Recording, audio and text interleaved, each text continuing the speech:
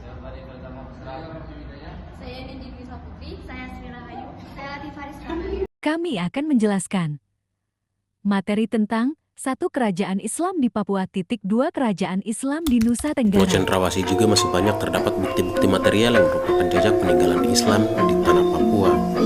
Di antaranya 3 masjid kuno, Tunas Gain di Kampung Tunas Gain, distrik Fak Timur, Masjid Tubir Seram di Pulau Tubir Seram, dan Masjid Patimburak di Kampung Patimburak yang sudah berusia ratusan tahun. Selain bukti masjid-masjid tersebut, di desa Darembang, Kampung Lama juga terdapat peninggalan arkeologis berupa tiang-tiang kayu yang dicat.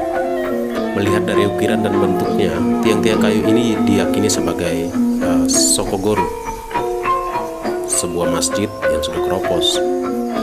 Ini adalah Masjid Tunas Gain, Masjid Tunas Burak di Fak ini.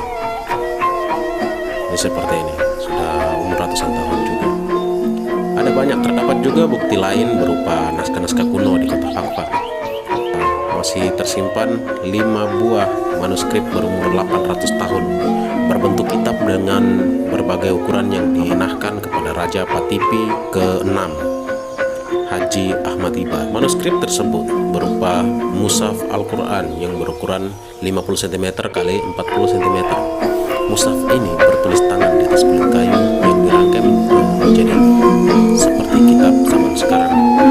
4 lainnya, salah satunya bersampul kulit rusa, merupakan kitab hadis, ilmu tauhid, dan ilmu lendung.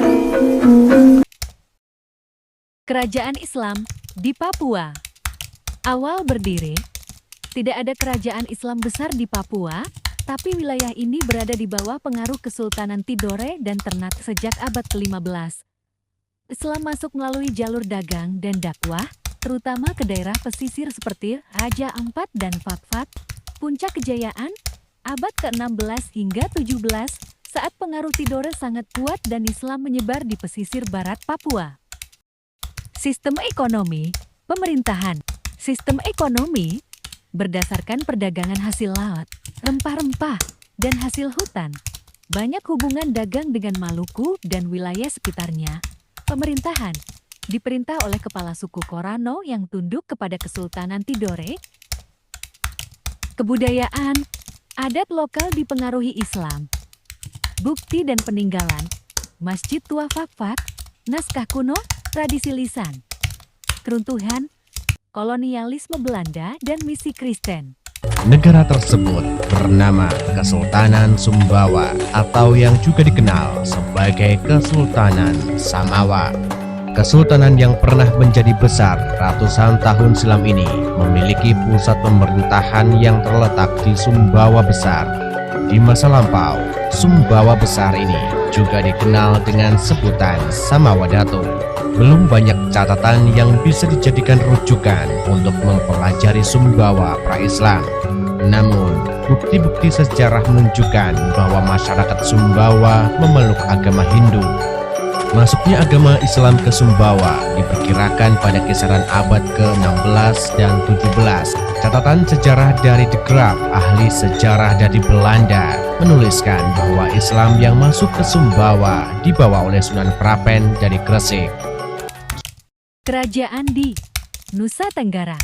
1. Kerajaan Selaparang Lombok NTB, awal berdiri, abad ke-13, Islam masuk abad ke-16. Puncak kejayaan, abad ke-16, pusat Islam di Lombok Timur. Ekonomi, pertanian dan perdagangan. Pemerintahan, raja atau sultan, hukum Islam dan adat. Kebudayaan, seni, sastra, hukum dipengaruhi Islam. Bukti dan peninggalan, Masjid kuno Selaparang, naskah Islam.